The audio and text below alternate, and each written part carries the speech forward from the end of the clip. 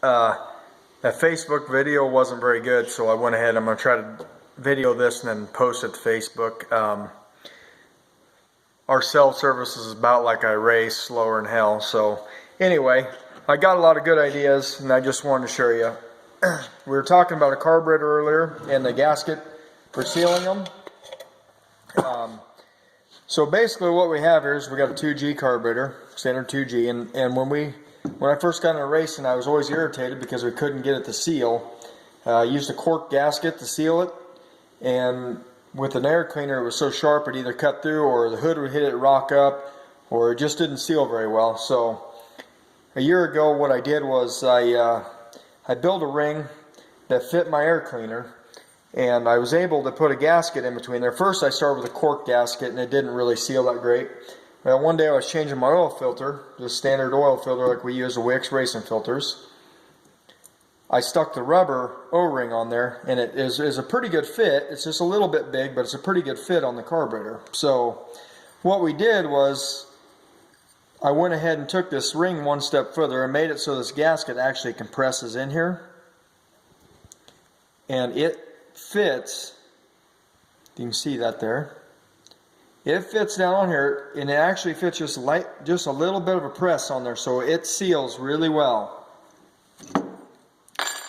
Not only does it seal on the flat, but where you have these notches in your carburetors, it also seals on on this round ring, that raised face ring here. So this is a standard Speedway bottom, the dish bottom, and what I did was this ring actually press fits onto this.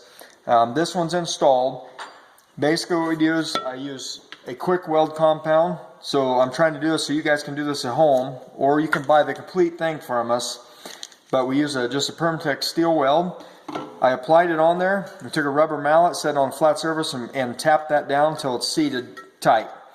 Then what we did was just take a die grinder and just clean this up in here so it's perfectly smooth through. Then after 24 hours, they say that's completely cured. Well, you can see we'll put the gasket in. It fits in there just like that. It gives it about an 1/8 inch raise of compression distance, which you'll never get it to compress that much. But you can see here it goes on, and you can look down in there. You'll be able to see it's a nice smooth radius transition right into the carburetor, which is, I think, is better than what I've tried with the 4-inch adapter that has an O-ring. It's a sure seal, and then you have a bigger air cleaner.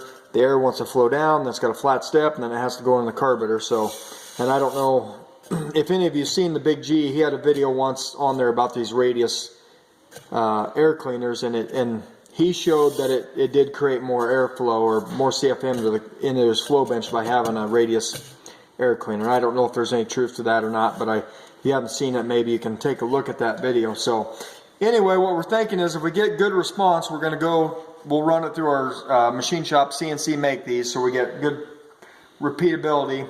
We're looking for probably looking at about $35 just if you want to buy the ring, and then you can go ahead and weld it to your air cleaner and take care of it from there. But you need to make sure your air cleaners are not all beat up.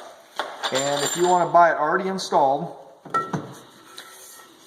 just like this one is, then you'll be able to buy the whole thing. We're thinking around $75 for the complete assembly. So anyway, if you got any other questions, give me a shout on Facebook, or give me a shout. You can text me if you want.